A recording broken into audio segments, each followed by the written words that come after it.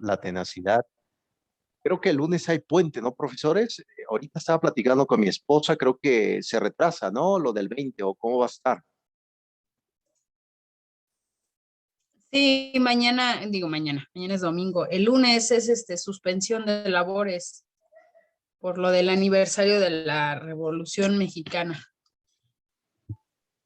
Y yo creo que las tumbas se estarían moviendo, ¿no? Por todo lo que estamos, Sí, no. sí, ¿no? De gente que murió precisamente por la libertad presente y bueno, hay muchas cosas, ¿no, profesora Lisbeth? Sí, la verdad es que sí está. Bueno, es que la mayoría de los héroes, ¿no? Que dicen en la historia, pues pugnaron por ciertas cuestiones que nosotros deberíamos de gozar. Sin embargo, pues con el paso del tiempo y de otras ideologías, pues se ha modificado este, pues esas luchas, el fin de cada una de las luchas y pues ni modo, pues ya están ahí como héroes de la patria, pero pues ahora ya no vemos esa, pues sí, esa relación o ese seguimiento que debería de darse a esas cuestiones. Totalmente, profesora Lisbeth. Sabemos muy bien que una sociedad también necesita héroes, ¿no?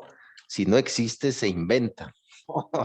Entonces, eso es precisamente el gran debate que existe entre los educadores, filósofos mexicanos, ustedes que son educadores. Ese es el debate, es decir, qué tipo de héroes siguen los jóvenes en este tiempo. Duda, hay también precisamente la parte cívica de la historia, aprender de una historia precisamente un poco más apegado a lo real, ¿no? Entonces, eso es importante, yo creo. Muy bien, pues, doctora Lisbeth, pues hay que disfrutar el puentecito.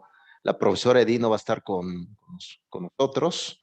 Por ahí también se comprende también las circunstancias de vida. Pues muy bien, profesora Lisbeth, profesor Juan, ¿cómo estás por allá? ¿Qué te han dicho tus pequeños pupilos? ¿Tan contentos, tan un poco preocupados? Ya ves que por ahí nadie va a reprobar, todos pasamos. Es excelente, ¿no, profesor Juan? Sí, dentro de los cambios que se dieron, sí, pues vamos, los alumnos siempre entran con ese tipo de emoción, también los cambios sí se manifiestan porque ya empiezan a interactuar y demás, aunque hay cierta separación que tengan ellos, pero ya empiezan otra vez a tener esa forma que antes se puede decir que en un año y medio que no lo tenemos, pues, empiezan otra vez. Tenemos alumnos con diferentes tipos de cambios. Entonces, pues ahí estamos otra vez como empezando otra vez esta forma. Sí, en efecto, tienes toda la razón, profesor Juan. Fíjate que me hiciste recordar a se podría decir una organización religiosa griega llamada los pitagóricos. El fundador fue Pitágoras. Él creía que toda la historia humana está constituida por un proceso cíclico. Me parece que un docente está dentro de este aspecto cíclico porque te vuelve a tocar la misma materia, te vuelve a tocar el mismo salón de clase, las mismas planeaciones, las mismas clases. Estamos como atrapados en un concepto cíclico. Nietzsche, el filósofo alemán, como ustedes saben, por ahí escribió varias obras, hacia Zaratustra, La voluntad de poder, El anticristo. No lo vayan a leer en esta época de pandemia porque uno se deprime con Nietzsche un poquito, pero Nietzsche hablaba del eterno retorno. Es decir, yo creo que un docente está atrapado, profesor Juan, en estos indicadores que siempre como que se van repitiendo, ¿no? Diagnóstico, evaluación formativa, una evaluación final, etcétera, etcétera. Pero bueno, yo creo que al menos en este proceso cíclico podamos ir comprendiendo, profesor Juan, de qué va nuestra vocación docente. ¿No? Ahorita vamos a abordar, profesor Juan, profesores, un tema interesantísimo sobre un libro que les dejé por ahí. Volvemos al ruedo del concepto de las inteligencias, de la inteligencia, y vamos a ver algunos mitos de la historia hablando de este punto de vista. ¿Qué tipo de mitos? Ahorita lo vamos a abordar para que vayamos, que sea un poco más, un poco dialógico este día sábado. Muy bien, profesor Juan. Profesora Patti, veo por ahí que te mantienes estoica pese al frío que está pegando durísimo, fuertísimo. Bienvenida, profesora. Gracias por estar en esta sesión. Gracias, doctor. Buenas tardes. Muy buenas Sí, tardes. es parte de la época, ¿no? El frío. Ya este frío se siente como una añoranza, ¿no, profesora Patti? Como una añoranza de fiesta, de posadas, de champurra, de todo, ¿no? Sí, ya. Ya, ya pues en todos lados está adornado ya de Navidad y así, ¿no? Porque pues bueno, la mercadotecnia también lo exige, ¿no? Sí, totalmente, ¿no? Sabemos muy bien que en este factor un poco hablando como si fuéramos marxistas, Carlos Marx, en el concepto de que el éxito del capitalismo es generar deseos en el consumidor, generar deseos en el sujeto, ¿no? Y esto es como se podría decir un estudio estético, ¿no, profesora Patti? Porque se compra lo bello, se vende lo bello, lo grotesco como que no vende mucho, ¿no? Vas a un Walmart y ya ves hasta árboles de Navidad, ¿no? Entonces como que te juegan con los sentimientos, ¿no, profesora Patti? Sí, pues es psicológico, ¿no? A final de cuentas también los que se dedican a marketing, pues tienen pues muchos aspectos psicológicos, ¿no? Que desarrollan precisamente para llegarle en ese aspecto al ser humano, ¿no? Y de una o de cierta forma, pues que compre, ¿no? Sí, exactamente. Bueno, que compres, sí, pero el recurso de comprar a veces no se tiene, ¿no? Ese recurso no se tiene en el presente. Entonces, ¿qué haces? Pues existe un préstamo por ahí que lo puedes hacer y puedes... Fíjense que hay un sociólogo, profesora Patti, llamado Lipovetsky, Guy Lipovetsky, que él tiene por ahí un libro que se llama La Era del Vacío y analiza el tema del consumismo, ¿no? El consumo entre el sujeto, pero al final de cuentas, si uno lo analiza desde el punto de vista educativo, pues también el sujeto consume información, pero a veces no son buenos consumos para el conocimiento, ¿no? Ahorita vamos a abordar el tema ya de las competencias educativas, estrategias basadas en competencias educativas, cómo existió diferentes mitos a lo largo de la historia. Ahorita lo vamos a abordar y esos mitos pues definitivamente han caído en desuso, no se ha utilizado, pero además pues no es funcional ya. Recuerden que uno de los grandes mitos es que las personas, es decir, el sujeto, el niño, ya nacía con habilidades para la vida, ¿no? Ya tenía habilidades para poder desarrollar, para poder aprender solo. Pero si usted le echan un vistazo al joven Víctor del siglo XVIII, el niño salvaje, ya se ha escrito mucho sobre los niños salvajes. Ustedes se darán cuenta que el joven Víctor creció, sí creció, hubo un desarrollo biológico, pero no hubo un desarrollo cognitivo. No podía diferenciar quién era el otro, tenía comportamientos de animal. Bueno, yo creo que algunos políticos, perdón por este paréntesis, creo que se comportan como animales, perdón por ese paréntesis. Entonces comía carne cruda y demás. Y eso nos hace pensar que no necesariamente el sujeto ya nace siendo humano en el factor cognitivo. Necesita cierta interacción. Ahí entra la escuela, ahí entra el proceso precisamente de algunas habilidades que ahorita vamos a ir analizando ya en el tema muy interesante, pero iremos viendo algunos mitos del concepto de la propia educación. Muy bien, profesores, nuevamente bienvenidos. Vamos a ver ya nuestra primera materia, competencias educativas. Muy bien, les voy a compartir aquí la presentación. Ya este texto, me imagino que ya algunos ya lo ha revisado, otro lo va a ir como buscando y demás, pero considero que será un texto sustancial, esencial, para entender precisamente cómo va la realidad de cada uno de los sujetos.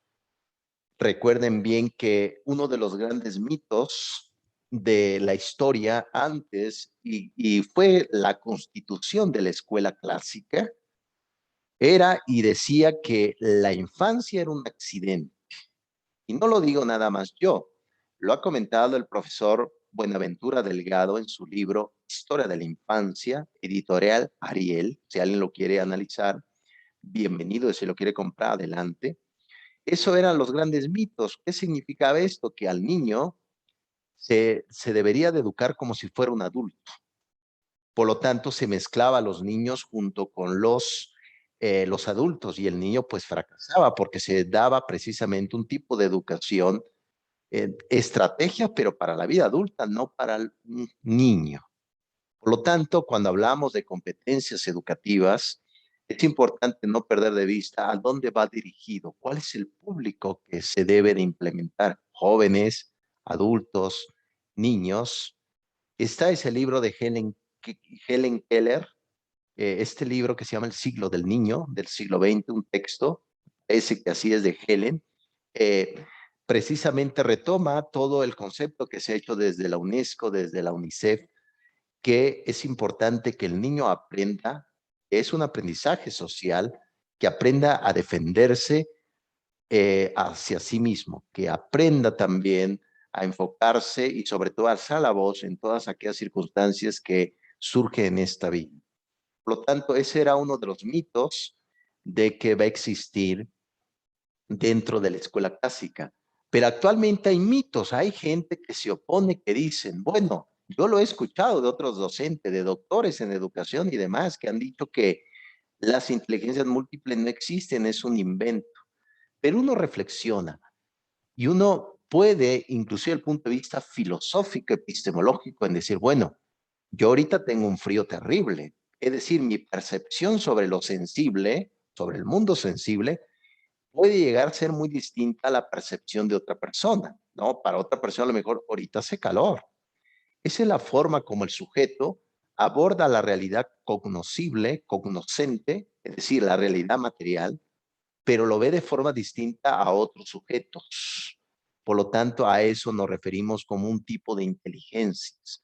Por lo tanto, uno de los mitos que ahorita vamos a ir viendo a raíz de estas dos escritoras, una española y la otra catalana, vamos a ir viendo precisamente qué nos dicen ella que retoma las ideas de la psicología de la educación con base en competencias educativas.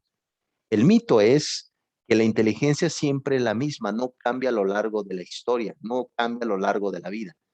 ¿Cómo que es la misma, profesor?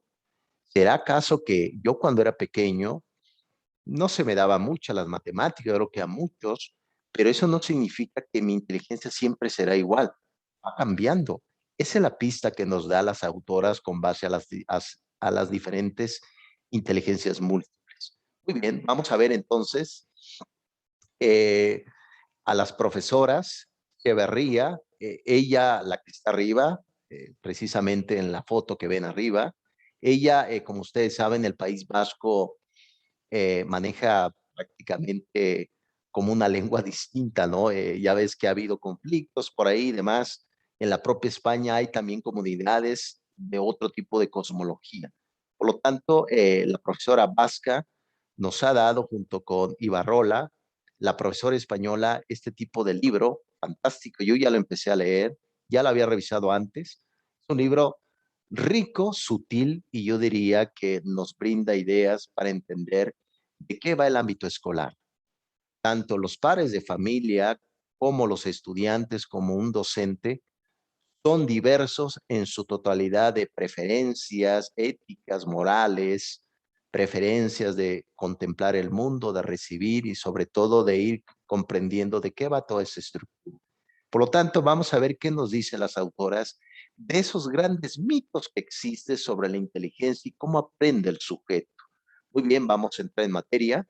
Profesores, cualquier cosa que quieran comentar, adelante, profesor, los veo muy, muy estoicos, muy, muy escépticos, muy epogé. Muy bien, prosigo. Sale pues. Bien, entonces, claro está que no podemos evitar, ya lo hemos visto anteriormente, que el profesor Howard es de origen, precisamente, nace en Estados Unidos en 1943, sigue vivo todavía, de hecho, ya es una persona que prácticamente, vaya, está vigente, ¿no? Y me recuerda a George Gadamer. Gadamer fue el creador de la hermenéutica moderna. También es otro tema interesante dentro de las competencias, porque algo muy distinto es describir un mundo y algo distinto es saber interpretarlo correctamente. Cuando un docente, por ejemplo, profesor Juan, va a explicar, ahora se vio esta problemática de que existía alumnos que dicen, bueno, ¿qué está pidiendo el profesor? ¿Qué tipo de tarea? No le entiendo. Y le pide a los padres de familia, oye, mamá, papá, qué dice el profesor? Yo tampoco lo comprendo. Ese es el tema de la hermenéutica, el arte de interpretar. Vamos interpretando por la vida sucesos e interpretaciones. Pues precisamente este tipo de interpretación nos brinda el profesor Howard, que ya lo hemos analizado dentro de este mundo. Nace en 1943, se va generando precisamente este pensamiento, estudia en Harvard, actualmente ha generado ideas dentro de ese departamento de psicología, donde precisamente se aborda un tema interesante. ¿Por qué razón? Y ahorita lo vamos a ver. ¿Por qué razón hay personas que tienen un consciente intelectual, un aspecto intelectual muy alto, pero fracasan en aspectos personales de la vida? ¿Cómo es posible, profesor? Se supone que uno, si sabe más, va a tener mayor éxito en la vida. Mm, Eso es precisamente lo que traen las autoras para que quede dentro del marco de la reflexión personal del profesor. Entonces, aquí viene ya al ámbito de competencias educativas, la corriente pedagógica llamada psicología de la educación. Muy bien, vamos a entrar por ahí. Por ahí, profesora Patti, te califiqué tu actividad que hablabas de esas diferentes inteligencias, ¿no, profesora Patti? Musical, ¿no? La parte del análisis, etcétera. Te envié por ahí un mensaje de voz.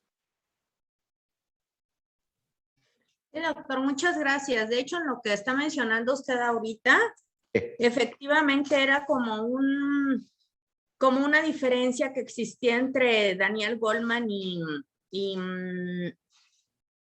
Howard Gardner. El hecho de que Goleman decía que por tener una inteligencia, pues era ya bueno para el ser humano, ¿no? Que ya el ser humano solamente por tener una inteligencia era bueno. Y Gardner debatía eso, ¿no? Él decía, que el ser inteligente no te hacía un buen ser humano, puesto que no, o sea, el ser inteligente no te da como la capacidad de desarrollar ciertos aspectos en cuanto a las relaciones interpersonales, ¿no? Tenemos el ejemplo ahí, bueno, las autoras, Ibarrola y Echeverría, comentan respecto a eso en la cuestión de Hitler, ¿no? Hitler poseía la inteligencia lingüística, ¿no? Y sin embargo, pues la usó para maldad, ¿no?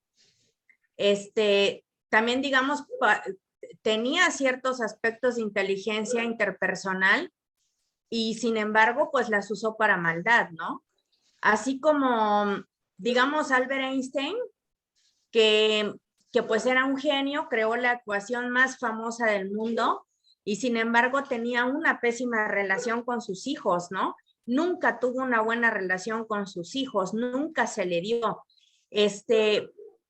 Beethoven, por ejemplo, ¿no? Beethoven no toleraba a la gente, ¿no? O sea, él tenía una inteligencia musical súper desarrollada, tocó el piano y compuso una de sus primeras sinfonías a los 3 años y sin embargo, Beethoven no toleraba a las personas, ¿no? Era un ser antisocial. Entonces, realmente yo pienso que, bueno, nosotros como psicólogos, Gardner es uno de los primeros que nos ponen, pues a estudiar su vida, su teoría y demás. Y creo realmente que así como hay gente que dice que no existe el tipo de inteligencia, me parece gente sumamente equivocada. Tenemos el ejemplo de la creadora del musical Cats, que la tenían diagnosticada con TDAH y sin embargo, después de hacerle miles de estudios, porque la mamá estaba muy preocupada, un profesor de matemáticas la metió a un salón con una grabadora y les dijo, ella no tiene TDAH, ella es bailarina, ¿no? y ella creó el musical Cats, y así puedo mencionar pues millones de ejemplos, ¿no? Creo realmente que no se le puede encasillar a un alumno en lo que es la lingüística, o sea, lo que es español y matemáticas, ¿no? Porque es realmente como que a los docentes les preocupa mucho el que los alumnos aprendan español, matemáticas naturales, bla, bla, bla, y cumplir lo que es el currículum, ¿no?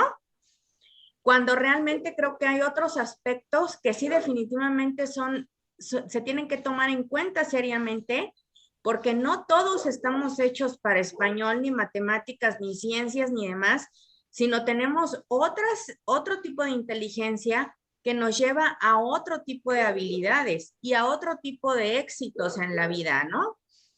Yo creo que también influyen mucho los padres también, que a veces, no, pues es que en esta familia todos somos abogados, o en esta familia todos somos médicos, o en esta familia todos somos profesores, y bueno, encasillan al ser humano en cierta profesión, cuando lo único que lo va a llevar pues es a un destino lleno de fracasos personales y profesionales.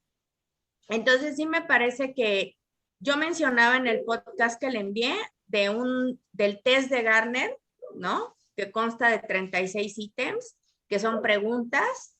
Y bueno, Garner creó este instrumento que lo pueden utilizar docentes, ¿no? No solamente los psicólogos, sino también los docentes.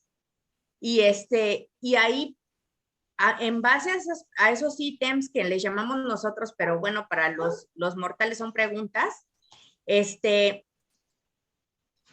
hace un tipo de calificación donde ya se ve desde ese instrumento, que es un instrumento de apoyo, qué tipo de inteligencia puede tener ese alumno, ¿no? O esa persona, ¿no? Entonces, sí realmente creo que todavía, sinceramente, la educación aquí en nuestro país, poca importancia se le ha dado, poca importancia se le ha dado a los psicólogos. Yo no sé quién dijo por ahí que los psicólogos eran para locos, y bueno, la gente tiene esa creencia muy absurda e ignorante.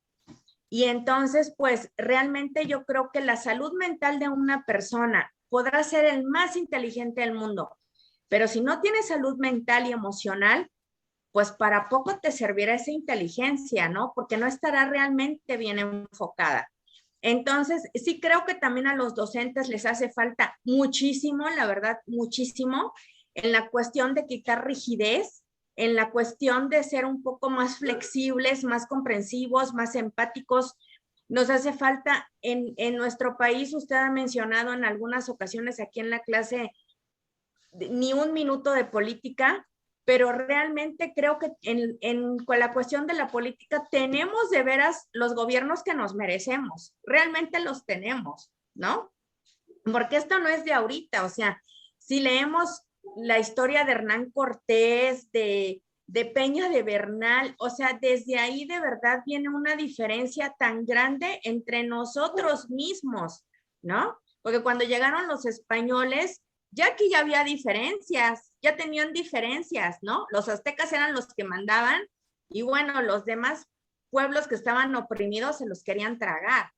Entonces, realmente creo que si nosotros no cambiamos como ese pensamiento colectivo, como ese inconsciente colectivo, ¿no? De un trabajo en equipo, de no ser individualista, competitivo, porque siempre estamos como yo quiero ser el número uno, ¿no? En todo. Porque como no tuviste reconocimiento en casa, pues entonces lo andas buscando en otra parte, ¿no? Entonces andas con esa sed de reconocimiento, ¿no? Y entonces, pues, ¿qué te vuelves? Competitivo, egoísta, no sabes trabajar en equipo, te molestan los demás, eres intolerante. Y así vas por la vida, pero contagiando a medio mundo. O sea, realmente ahora sí que lo transmites, lo proyectas, ¿no? Y entonces así podemos hablar de que así está la educación en nuestro país, ¿no? Usted observa a otros países cómo tienen ese trabajo en equipo, cómo se los inculcan desde niños. Tenemos Estados Unidos con el equipo de fútbol americano, ¿no? Claro que bueno, el fútbol americano tiene otra verdad oculta ahí, lo que es la ETC, ¿no? O sea, ahí, bueno, yo como madre jamás metería a mi hijo a jugar fútbol americano nada más por el miedo de la ETC, pero finalmente, vas viendo cómo todas esas cuestiones de lo que es las inteligencias múltiples viene desde casa, ¿no? Y desde casa entonces se van al aula y entonces en el aula pues se topan con un docente tronado, porque la realidad es que ni siquiera los docentes van a un psicólogo, toman terapia, o sea, nada, ¿no? Y entonces van proyectando todo eso al alumnado también. Y entonces como seres humanos ni siquiera nos estamos haciendo ya, digamos, ni un favor, ¿no? Entonces, sí me gustó mucho este libro, lo leí todo. Ya había leído una biografía de Howard Gardner de Editorial Salvat que por ahí tengo. Sí está muy completa, sí está muy completo este libro, sí explica ampliamente la cuestión de las inteligencias múltiples. Me gustó mucho la parte donde pone los ejemplos de personajes que, o sea, qué tipo de inteligencia tenía ese tipo de personajes. Y pues bueno, muy interesante el libro, pero sí creo que no solamente como que, ya lo leí, qué padre, sino llevarlo a la práctica realmente, ¿no? Yo creo que realmente lo que decía el que escribió el del mundo necesita un nuevo currículo, creo que fue Prensky, Sí, que decía eso, ¿no? Que realmente en México, bueno, no en México, sino en lo que es el aula, en lo que es la educación, siempre todo se enseña, pero se queda ahí en la teoría, ¿no? No se lleva a la práctica. Entonces sí creo que realmente es importante llevar toda la práctica. Y yo creo que lo de las inteligencias múltiples tiene otra arista y otra variable que para mí sería la aceptación. O sea, realmente yo creo que sí nos tenemos que empezar como a trabajar esa parte de empezar a aceptar al otro como es, ¿no? O sea, si yo veo un niño que a los 5 años toca el piano, pues tiene inteligencia musical. ¿Por qué lo voy a encasillar nada, me tienes que hacer la raíz cuadrada y los binomios y los trinomios, ¿no?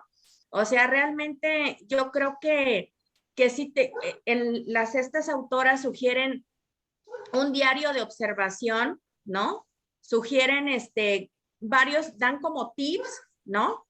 De cómo observar ese tipo de inteligencias. Y no solo eso, o sea, de lo que estoy hablando ahorita, de lo que estas autoras comentan, de como docente preguntarte, ¿no? ¿Qué tipo de inteligencia tengo? ¿Qué tipo de inteligencia? O sea, ¿cómo puedo llevar todas esas inteligencias al aula? ¿No? ¿Cómo puedo ser un mejor docente? Y no, yo creo que un mejor docente, sencillamente un mejor ser humano, ¿no? O sea, realmente creo que desde la aceptación, híjole, se pueden hacer grandes cosas. Eso es todo, doctor. Gracias. muchas gracias, profesora Patti. Yo creo que es magistral la parte de la síntesis que realizas del libro.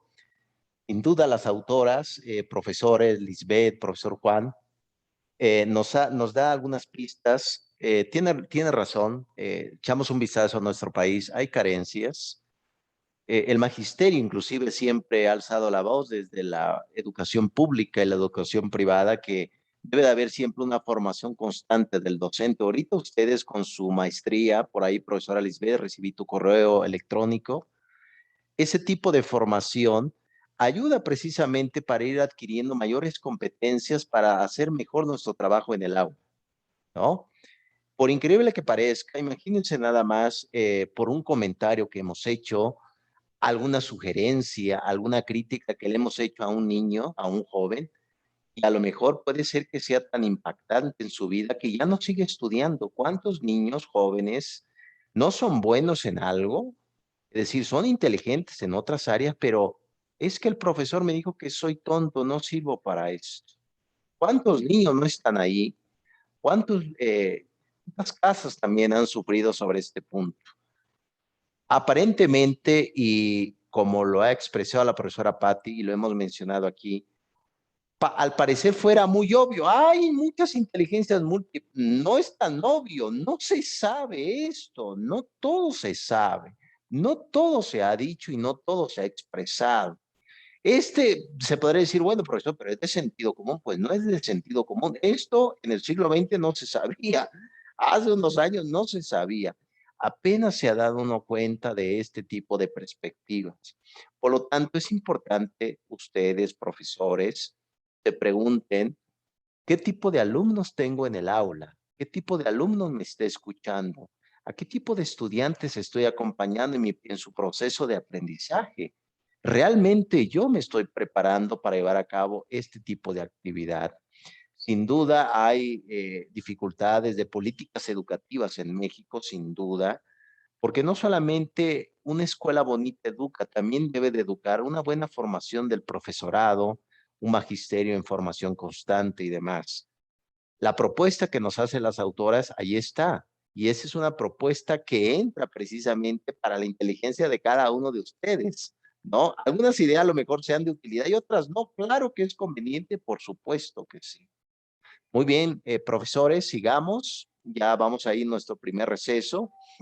Interesante, profesora Patti, sin duda. Fíjate que me hiciste recordar a Karol Wojtyla, este joven actor de teatro en Polonia, que se convirtió en San Juan Pablo II para los católicos, que fue una de las personas, se podría decir, ilustres del siglo XX, inteligente, pero si ustedes ven, convivía con los demás y demás. Es decir, cuando uno enfoca bien desde la perspectiva de la seguridad en uno mismo, desde resolver problemas no solamente académicos, sino personales, adaptación a los cambios. Ah, fíjense, profesor, ahora estamos tomando clases en línea por el COVID, me ha adaptado. Las autoras dicen que ahorita lo vamos a ver, podemos decir que es una persona inteligente. Oh, profesor, ¿cómo es posible? ¿No? Entonces, hay que armar esto, hay que armarlo, profesor. Yo creo que es un campo interesante de muchas ideas. Y esta idea lo tomo de José Ortega y Gasset, un filósofo español que decía que un docente debe de ser un semillero de ideas. Profesora Lisbeth, profesora Patti, profesor Juan, debe de ser un semillero de ideas. Que diga, ah, me acuerdo de la profesora Lisbeth, que se puso un bigote, nos enseñó, oh, yo me acuerdo de la profesora Lisbeth. Me acuerdo de la profesora Patti, que nos hizo, algunos, se puso un manto como si fuera una hada madrina, me acuerdo que nos concedió deseo, me acuerdo del profesor Juan que nos hacía reír, etcétera, ¿no? Uno se acuerda de todo eso. Muy bien, vamos siguiendo adelante. Sin duda, la distinción es una propiedad y esa es a veces la equivocación desde la propia concepción de la política educativa. La política educativa a veces se equivoca en decir que una democracia se hace desde los iguales. No, la democracia se hace desde lo distinto de una sociedad. Eso es la democracia, por Dios. ¿No? Entonces, eso es importante, no olvidar. Un aula de clases, la gran diversidad presente ahí. Lo hemos dicho, vean. Ahora actualmente puede ser que tengamos en el aula de clase a migrantes, tenga en mi aula de clases a un joven de Guatemala, a un muchacho de Belice, etcétera, porque eso es lo distinto de los alumnos. Muy bien, prosigamos ya para tomar un pequeño receso. Bien, aquí lo comentaba profesora Patti, otra vez surge esta pregunta. Pero aquí lo curioso, profesora Lisbeth, es que también para ser inteligente hay que creerlo uno mismo. La creencia en uno mismo es crucial para decir, yo soy inteligente. Recuerden el punto de vista, no me quiero meter en el aspecto psicoanalítico, pero eso me lo ha platicado mucho mi esposa, que el cerebro no comprende de errores. Cuando tú dices que soy un tonto, en verdad puede creer, ¿no? En decir, bueno, me he equivocado, pero puedo ir generando y demás. Entonces, este tipo de mitos, de analogías, de metáforas, está aquí presente, ¿no? Y me acuerdo de ese libro de Antonio de Melo, este jesuita de la India, Anthony de Melo, en su libro Un minuto para el absurdo, así se llama el libro, cuenta de un pequeño pececito que andaba buscando el océano. No encuentro el océano y estaba dentro del océano, ¿no? ¿Eso qué significa? Que precisamente para uno Por ejemplo, le pregunta a la profesora Lisbeth, profesora Lisbeth, ¿tú eres inteligente? Pues sí, sí, Claro que sí, sí. por supuesto que sí, profesora Patti. Siempre he sido inteligente, doctor, desde que nací. Por supuesto, profesor Juan. ¿Te estás riendo, profesor Juan, creo de nosotros? ¿O cómo, profesor Juan? Te hemos pillado, te hemos pillado.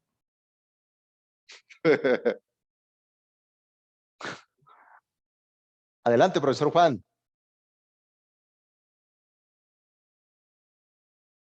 Con respecto a lo que estás mencionando de que si uno es inteligente, creo Sí, que se ha creado a través de esa fortaleza que se tiene a través de la misma escuela. Como estaban mencionando en este aspecto del libro, se da todo ese aspecto integral y es donde se deben de encauzar para que a eso ahí donde tiene ese despertar si va a ser músico, si va a ser, pero las herramientas creo que se generan dentro de la misma aula, pero sabemos que en México no se despierta ese aspecto porque si una escuela no tiene toda la infraestructura, ¿hacia dónde se encamina? Ahí es mucho de la parte de la participación en el aspecto familiar, en el aspecto también de la misma escuela. Por eso ahora se crea mucho lo que es el aspecto de talentos y se da toda esa diversidad donde el alumno hasta no está en la misma escuela secundaria donde esté estudiando lo que es, por ejemplo, el violín, el piano, pero en la escuela, en este aspecto de la escuela donde se presenta el aspecto de talentos, no, pues manifiesta lo que es este aspecto tocando el violín, hasta la batería y demás. Entonces, ese aspecto integral hacia los demás, entre ellos mismos empiezan a interactuar y le enseñan a sus demás compañeros, hasta tocar la guitarra, el piano. Entonces, esa interacción se da y es lo que estoy mencionando de que es esa parte que se va manifestando para darle ese encauce o esa dirección hacia esa habilidad que se tiene. interesante, profesor Juan, sin duda. Nos sorprende inclusive cada uno de nosotros. Nosotros mismos nos sorprendemos, al igual que los propios estudiantes. Excelente, retomo tu idea, profesor, para la segunda sesión. Tomemos un pequeño receso, profesores. Veo por ahí para ponerse un poco de agua fría también para, no, para despertar un poquito. Y nos vemos ahorita en 3 minutos nada más. 3 minutos. Ahorita nos vemos, profesores.